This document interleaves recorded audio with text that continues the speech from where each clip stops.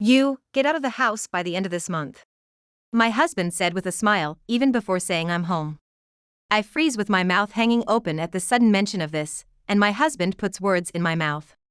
You only give birth to girls, and all you do is complain about housework and caregiving. You're just a nuisance, so please leave. My husband revealed the fact that he had been unfaithful to me in a matter-of-fact manner. In fact, I was stunned by his words that denied everything about me. After getting married, I got pregnant for the first time and gave birth to twin girls. What awaited me after enduring those dizzying days was living with my in-laws. Though I had been invited to live together so my mother-in-law would support me, raising twins alone would be tough. My suffering only doubled when I actually moved in. My mother-in-law didn't take care of my daughters or even my husband. She even left my father-in-law, who she claimed to have been looking after all this time, to me. Now that she had free time, she spent every day sitting in front of the TV, just bossing everyone around. On top of that, there was my husband's grandfather, who needed care. Even though we had agreed to leave it to a professional caregiver, she ended up pushing the responsibility onto me, saying it was a waste of money. I was treated as nothing more than a maid and a caregiver, with no appreciation. Still, to my daughters, he was a loving dad and a grandpa, and that's why I endured it all. With a glare filled with anger, I stared at my husband, only to receive a flippant and frivolous smile in return. Yeah, take the kids too, since they're also a nuisance. Even without you telling me, there's no way I'd leave my daughters in such hell. I slowly opened my mouth and smiled at my husband.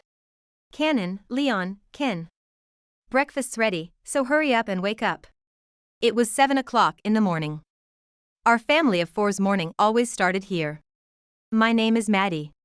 Before marrying Ken, I was fully dedicated to my job in a general company, to the point where my colleagues would call me a workaholic who found meaning only in work. At 26, I was nearing 30 and feeling anxious about it. So, with the help of a friendly colleague, I organized a group blind date with 4 of us and another group of 4. While everyone else was engaging in lively conversation, my lack of social skills due to being a workaholic left me feeling like an outcast. Initially, people tried to include me, but soon they moved on to other topics. At that moment, I deeply regretted my life of burying myself in work and ignoring reality. During the break, we went to the restroom in pairs. I stood up with my colleague, and I confided in her about the dilemma I was facing. Why is this so difficult? The preliminary steps before a relationship develops. You see, Maddie, you've been focused on work for so long, so it's natural that things aren't going smoothly. Look, you still give off that vibe of being a complete novice in love. You're trying to comfort me, but honestly, it's not comforting at all. I get it now, though. It's embarrassing to be a novice in love at my age, always just focused on work. But what can I do? I just don't know. While I excel at supporting my colleagues in our team at work, when it comes to romance, I feel completely lost. I don't understand myself anymore, and I can't seem to find the right solution. I thought that because I could handle work perfectly, I could also handle romance efficiently. However, after just a few hours at the first venue, I was on the verge of giving up. Maddie, you try too hard to be efficient at everything, and that's your downfall. Just relax a little and, if you don't understand, just act accordingly. Though I didn't fully grasp my colleague's advice, I decided to take it and embrace my status as a love novice without hiding it, and try again. When my colleague informed a man about my status as a love novice, rather than pretending to be a love expert, the barrier between me and the man crumbled, and our conversation flowed more naturally. Although I could converse somewhat with other men, the conversation with the man my colleague recommended was the most enjoyable. He was the only one I exchanged contact information with after the mixer. And that man, believe it or not, was my husband, Ken. After a year of dating, Ken and I got married. And a year later, twins Cannon and Leon were born, making us a family of 4. Or so it should have been. Given my focus on work until now, even after the birth of my daughters, I wanted to continue working. But I deeply realized, when I met Ken, that I'm not skilled enough to balance unfamiliar childcare with work, despite my desire to do so. One of the reasons I had no choice but to quit my job was Ken's family asking us to live with them. My grandfather's halfway bedridden at home, and my mom and the others can't handle the care alone. I want Maddie to help out with that. Please, they're important family members. But even if you suddenly say that, with twins already, it's twice as much work. My mom and the others are there, it's fine. It won't be too hard. Please, I rarely ask for anything, right? So please. Think of it as one of my few requests. Indeed, even during our dating days, I rarely saw Ken ask anyone, including me, for personal favors. He either solved everything himself or asked someone for help only when absolutely necessary. His personality of trying to handle everything on his own, similar to when he was working, was something I could relate to and empathize with. So when Ken pleaded with such urgency, I immediately understood from his anxious expression that it must be a serious matter. Unable to resist his desperate plea, we decided to move in with Ken's parents and grandfather, who needed care. But from then on, it was a whirlwind of busy days. This is how our days begin. I wake the children early to accommodate Ken's early work schedule, and although it's been a year since the twins were born, I'm reminded of how challenging mornings used to be, trying to wake them up. Cannon and Leon. The twins are alike in personality and even in their sleeping positions, but for some reason, it's always Cannon who wakes up stronger. With the remarkable ability to wake up easily to my voice, Cannon wakes up and then wakes up Leon sleeping next to him. Thanks to this, I can feed them breakfast together without having to wake them up myself. Despite Ken having a long history of early morning work, he's particularly weak in the mornings. Even when Cannon tries to wake him up, Leon, who has just woken up, tries to pull Cannon back into bed to sleep together, and in the end, it's always me who ends up waking him up every day. I've set an alarm for the night before, but for some reason, the alarm never seems to go off at the set time, probably because Ken, who woke up in the middle of the night, turns it off. I tried to set a password on my phone so that Ken couldn't easily stop it, but in the end, the phone was silenced by pillows and blankets, rendering it useless. It's quite a conundrum to have small children waking up like adults while Ken, the adult, struggles to wake up like a child. And I can't help but feel that it's all because of Ken's parents living with us. You see, Ken has 2 older sisters, and as the youngest and only boy among the 3 siblings, he was indulged by his parents as he grew up. While they spoiled Ken, his parents also led a life of dependency, often leaving most of life's decisions up to them. From my perspective, Ken is being manipulated by his parents. I had no intention of becoming a puppet for Ken and his family.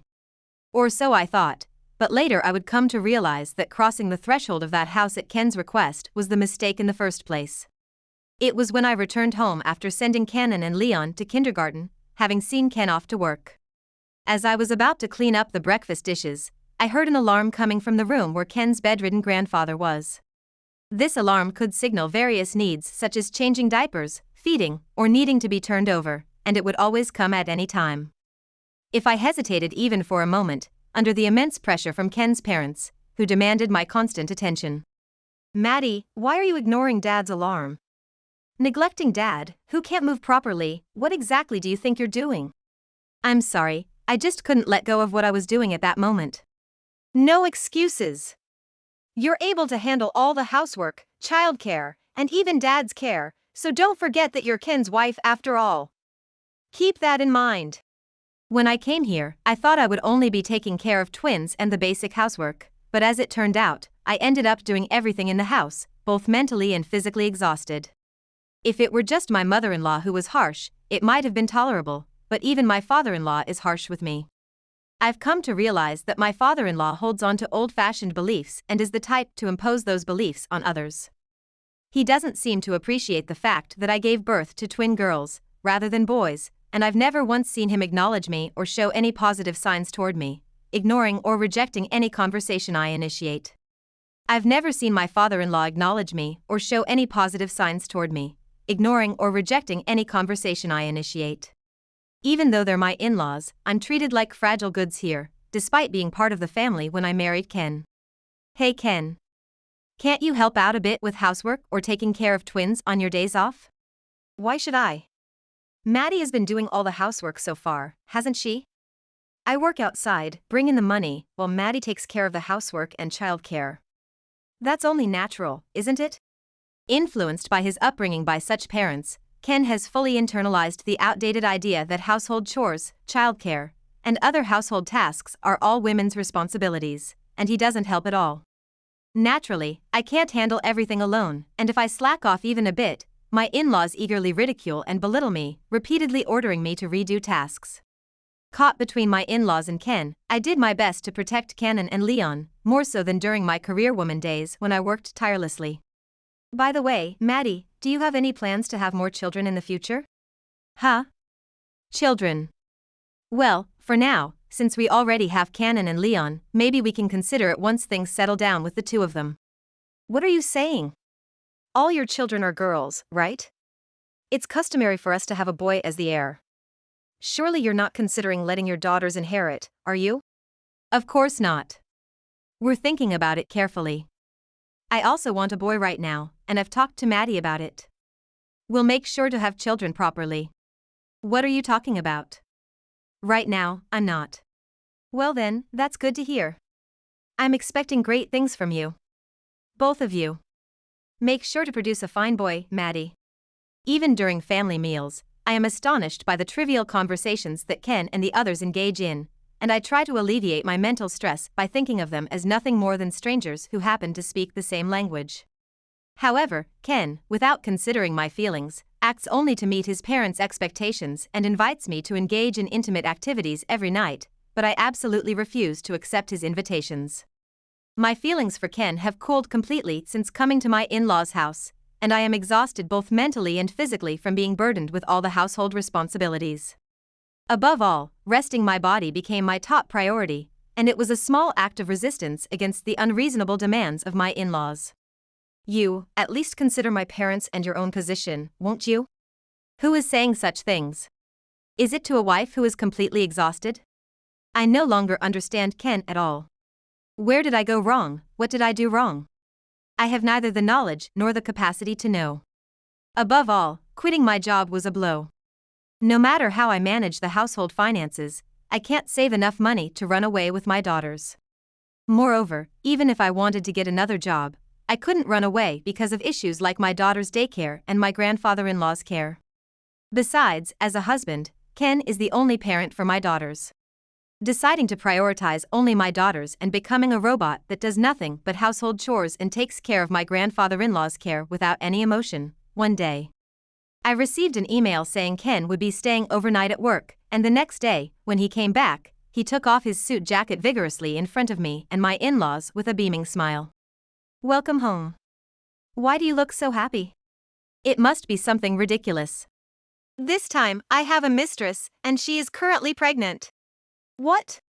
Is he drinking, or has he finally gone mad? At a time when life is difficult with household chores, childcare, and pressure from my parents-in-law, why would he say such a thing?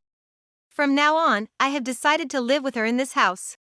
Looking at Ken's beaming smile and serious gaze as he stared at us, I was convinced that he wasn't joking. He was serious about saying such a foolish thing. It hasn't even been 5 years since we got married.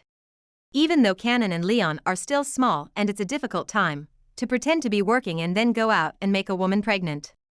And not just any woman, but an affair partner. To the unbelievably terrible remarks, although my mouth hung open in shock and disbelief, when I looked to see how my in-laws would react, surprisingly, they didn't seem surprised at all. On the contrary, they stood up and had big smiles on their faces. You're having a child. And you've come to announce it to us, right? Is it a boy? Was it a boy? We went for tests together today, and guess what?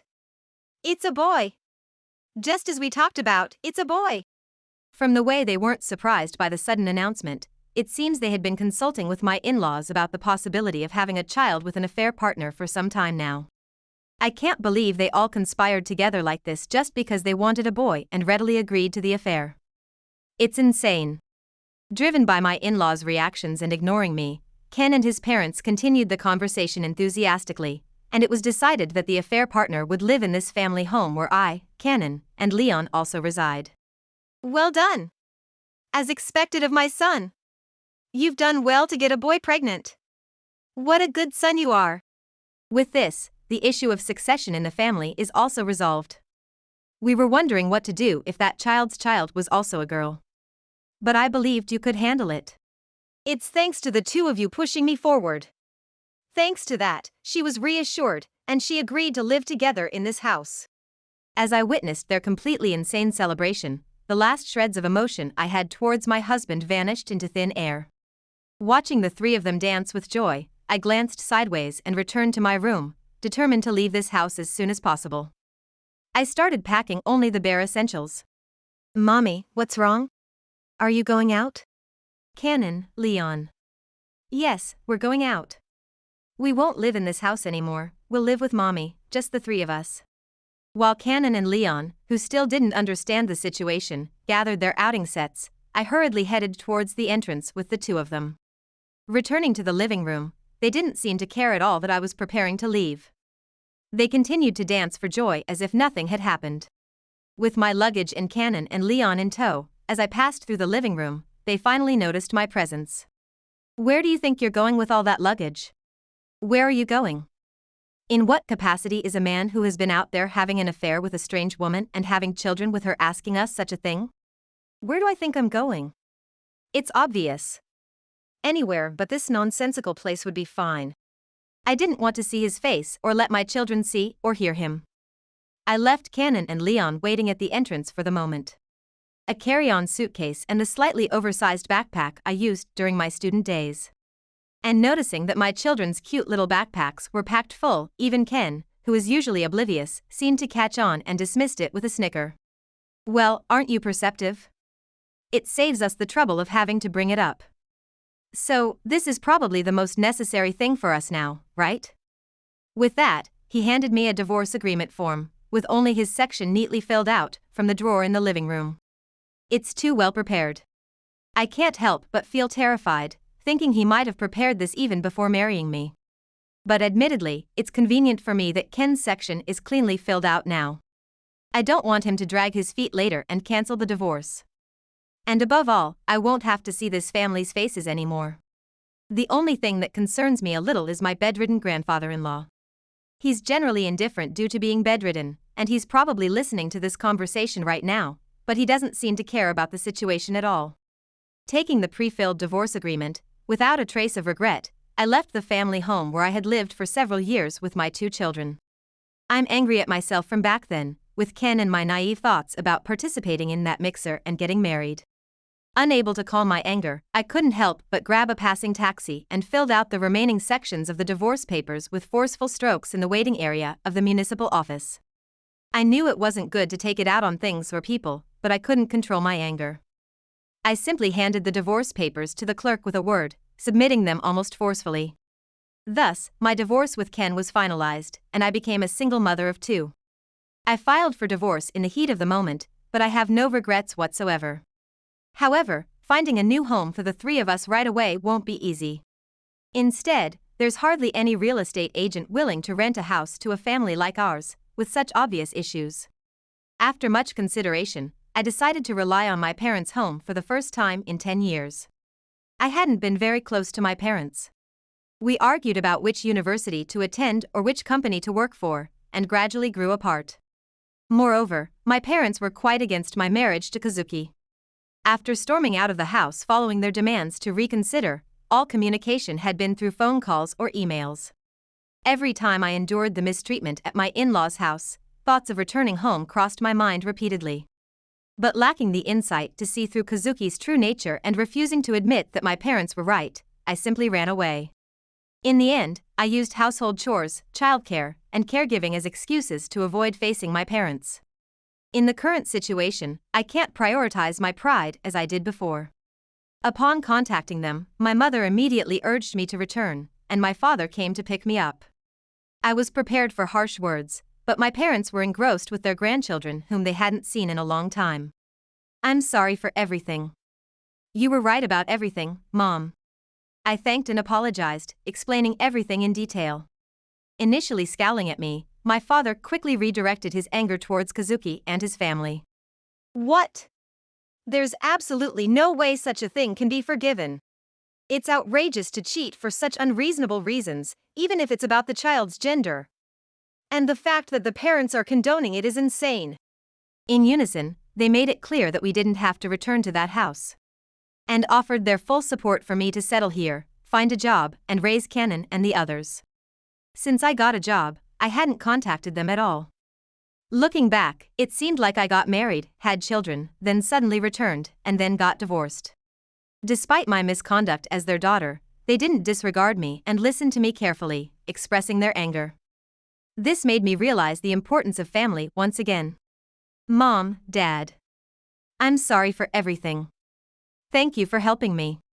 Finally, when my emotions settled, hunger began to gnaw at me, as I hadn't eaten lunch and had rushed out. Both Cannon and Leon seemed hungry too. Seeing our hungry faces, my mother prepared some simple pre-cooked dishes from the refrigerator and a chicken soup with plenty of ingredients that I used to love. The taste of this soup, with the nostalgic chicken broth and the sweet pumpkin, carrots and corn that was a staple in my childhood home, filled me with a sense of comfort and warmth. Unbeknownst to me, tears welled up in my eyes. After that, realizing I couldn't rely on my parents' home forever, I started looking for a job. Though I had been a hardworking career woman until a few years ago, the gap in my resume from being a full-time housewife posed a significant challenge in the job market. Nevertheless, I persevered, continued attending interviews, and finally landed a part-time job at a household services company. Although it was a different job from what I had done before, I believed I could utilize the skills I gained from household chores and childcare. That's why I applied for the job. It was a small service company, but the president and other employees were cheerful and kind. While Cannon and Leon felt lonely for a while because they couldn't go to kindergarten, they seemed to sense something and didn't complain, enjoying their time happily with their grandparents at home. With the support of my family, we managed to get by. 3 months later, on a certain day, suddenly, Ken visited my parents' house. Thinking it was a delivery, I opened the door, only to find a Ken who looked much more haggard than when we parted, standing with his head bowed. As soon as he saw my face, Ken grabbed my shoulders forcefully and repeatedly begged for reconciliation. Please, Maddie. I was wrong. Can't we start over again? You're the only one for me. Please, I beg you, Maddie. With each escalating plea, tears welled up in Ken's eyes, and eventually, he began to cry uncontrollably, repeating the same request. What on earth are you doing? Don't come here to my parents' house. It's over between us. Don't show up here again. I had nothing to say to my divorced partner and had no use for him, so I tried to dismiss him at the door, but a tearful Ken started screaming like a child begging for a toy. Since further arguing might cause a disturbance in the neighborhood. And Cannon and Leon were inside playing with their grandmother while kindergarten was closed. We have finally settled down in our lives, but I don't want this man to destroy our happy home again. I decided to pull Ken's arm and move to a nearby cafe. In the quiet ambience of the cafe, with jazz music playing softly, and with a cup of coffee prepared by the elderly master, I thought we could have a calm conversation. So, this was the place I chose. After taking a sip of coffee, Ken began to answer my question about why he visited my parents' house. I realize that I and our family need you after all. To the woman who became the cause of my departure, Ken hadn't actually mentioned anything about our family or caregiving responsibilities. Instead, he demanded that she quit her job and take care of everything once she became his wife, including childcare, house chores, and taking care of his elderly grandfather. However, it was impossible for someone who hadn't been informed about any of this to easily agree. As expected, the woman got angry and left without even saying hello. With no one to handle household chores or caregiving responsibilities, my mother ended up taking care of everything. But what she used to manage without difficulty was now impossible, and she ended up falling ill. For Ken and his family, who relied on my mother as their last resort, if she became ill, there was nothing they could do. And they couldn't rely on my father, who was as stubborn as ever. Since Ken had always left household chores and caregiving to others, he reluctantly decided to use caregiving services. However, while he could arrange for caregiving, household chores remained unattended.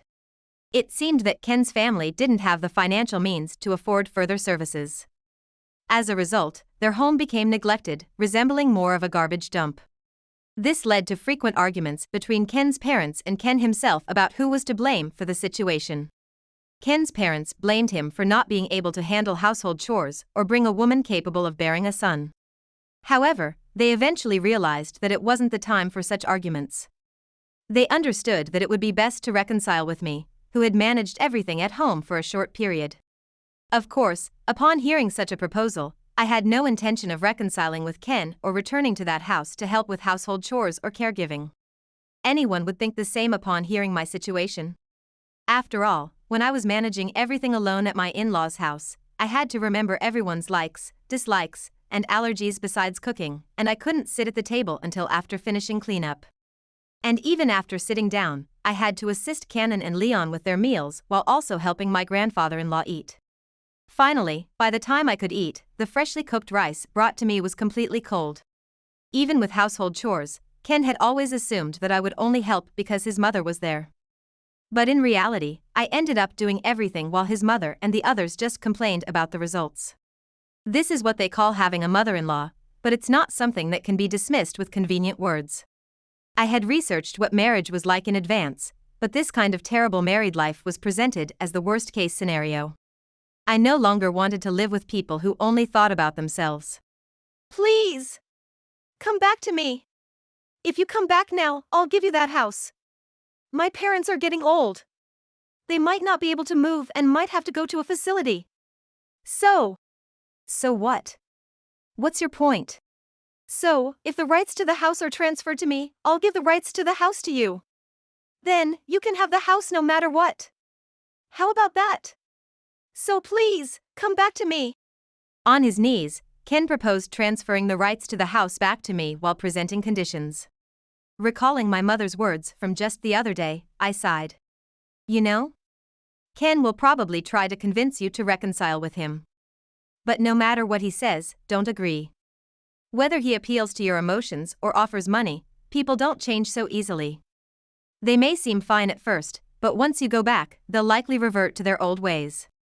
I never thought Ken, who praised his affair partner so much, still had feelings for me, but I never expected him to try to buy me off. Certainly, that house, having been built ages ago and renovated multiple times, is among the largest in the neighborhood. In the past, I might have been dazzled by the prospect of eventually getting that house. But according to Ken's argument, the transfer would only happen after my in-laws became incapacitated.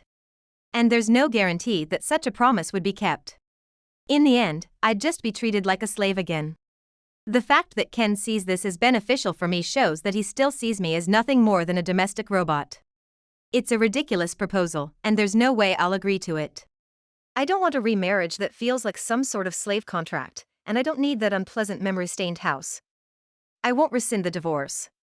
All I ask from you is alimony and child support. Stay away from us. Why did he think he could persuade me with such a vague and foolish idea? His shallow thinking is beyond exasperating, it's pitiful. I won't extend a helping hand out of pity, and instead, I'll focus on giving even more love to Cannon and Leon. There's no point in trying to reason with him anymore, it's just a waste of time. With that declaration, I finished my coffee, paid for my portion, feeling the presence of Ken sobbing behind me, and left the cafe. Afterward, as I declared, I demanded alimony from both my husband and his mistress. The mistress initially tried to claim ignorance of Ken's marital status and escape, but I presented evidence that Ken himself knew, so she had no way to deny it. I didn't hesitate to demand alimony from the mistress, even though I know Ken is strapped for cash due to using the caregiving service. Because if it's allowed to pass just because there's no money, then it becomes a matter of might makes right. I diligently followed the advice of my lawyer and proceeded with the procedures. Then, one day, about a year later, Ken appeared before me again, breaking the promise we made at the cafe a year ago. I had been conducting all negotiations with Ken through my lawyer because I never wanted to see his face again. Seeing Ken for the first time in a year, he looked not only haggard but also disheveled, with his clothes worn and torn, far from living an ordinary life. He looked so pitifully shabby that even a homeless person living in the park seemed healthier. Begging for your help is my lifelong wish. Please, help me. With tear-filled eyes, Ken rubbed his face against my clothes, pleading with such a pathetic appearance that I couldn't bear to look. As I raised my face to gauge his expression, even though our eyes met for just a moment, Ken started rambling about his personal affairs without being asked, as if he misunderstood something. I didn't want to hear it, and I wanted to leave the scene, but Ken's grip on my clothes was too strong. I couldn't break free, so I was forced to listen to him against my will. Despite his tear-stained face and disheveled appearance, his speech was verbose, perhaps to elicit sympathy. In summary, he and his affair partner are being sued for alimony and child support, and apparently, he's incapacitated. His mistress not only left him but is also demanding compensation for breaking their engagement and child support for their son. So what? You reap what you sow. Instead of lamenting your misfortune, why don't you work hard and pay child support? Perhaps because I spoke loudly, others nearby could hear Ken's story. Realizing that our conversation was being overheard, Ken's grip loosened. Taking advantage of that moment, I shook off his grasp and quickly turned my back to him. It's entirely his own fault, and the story about his mistress demanding alimony and child support is none of my concern. I have no intention of helping him, and frankly, it's his problem to deal with. There's really no one else but you. My parents won't help me anymore, and I'm under immense pressure from her. I'm at my wit's end, please. Hey, can't you give it a rest already? Didn't I tell you a year ago to stay away from us? I don't want to see your face, hear your voice, or anything else about you. Deal with your own problems. Don't say that. Didn't we promise to help each other and live together once? Wasn't our feelings back then genuine? Ken's selfishness, talking only about his own feelings, filled me with anger. Who trampled on those feelings? Who left me in tatters without any help? I'm done. Seriously, how much longer do you think you can manipulate our lives with your selfishness? I've had enough. I'm calling the police if you don't stop. But the police. The word police seemed to have an effect, as Ken hunched his back and audibly sniffled. But as he did so, a passerby captured his tearful state on their smartphone, and Ken, sobbing, slowly walked away. I decided to report this incident to my lawyer just in case. According to my lawyer, if he ignores another warning and approaches me again, I can scare him off by mentioning the police. It was reassuring to have a strong ally. However, my lawyer also warned me that warnings might become ineffective once he gets used to them, so I should remain vigilant and maintain a strong sense of security. After that, some time passed, and Cannon and Leon were able to attend kindergarten again, eliminating the need for my parents to look after them. While my parents were somewhat disappointed that they had less time with their grandchildren, Cannon and Leon were delighted to be able to play with their friends again. I continued my part-time job at the housekeeping service, but I had become completely accustomed to it, and now I even had regular clients who requested my services. As I witnessed the growth of my children, I realized that I, too, was growing, and I enjoyed fulfilling days in both work and private life. Meanwhile, according to what I heard through my lawyer, Ken and my in-laws finally ran out of money to use the care service, resulting in financial difficulties. They ended up selling the family home, which, despite being old and dilapidated, didn't fetch as much money as they had hoped. They had to place my father-in-law in a care facility, and now Ken, my in-laws, and my father-in-law were living in a cramped, old apartment. However, despite changing their living situation, they still didn't have enough money, so my in-laws were forced to work. My father-in-law, stressed by working again after retirement and being supervised by younger colleagues, became completely overwhelmed and started drinking even more heavily than before. While my in-laws were working hard to make ends meet, my mother-in-law, who couldn't work for long due to her health, stayed at home, resulting in a decrease in income and an even more difficult life. Of course, even though they didn't have money, I had no intention of giving them a grace period for alimony and child support. The procedures have already been completed, so even if it's in installments, I'm making sure to get him to pay somehow. If they don't, they will not be able to devote the money to Cannon and Leon, who will be paying more in the future. Besides, if we wait for the payment, they will surely get carried away and think we will wait for them again. That's why everyone, my parents and the lawyer, advised me not to show any kindness. It might seem harsh, but considering what he did to me, this is only fair. As for his ex-lover, she's also receiving alimony and child support like me, working part-time as a single mother to raise her child properly. I was a bit worried about her ability to care for her child, given her affair, but it seems she's doing well, which is a relief. I can only hope that Ken will also change his self-centered nature and start paying attention to things other than himself. But that doesn't mean I'll ever get back together with him. Cannon, Leon. We're going to be late for kindergarten. Hurry up. Let's do our best for another day. For the sake of Cannon and Leon's smiles.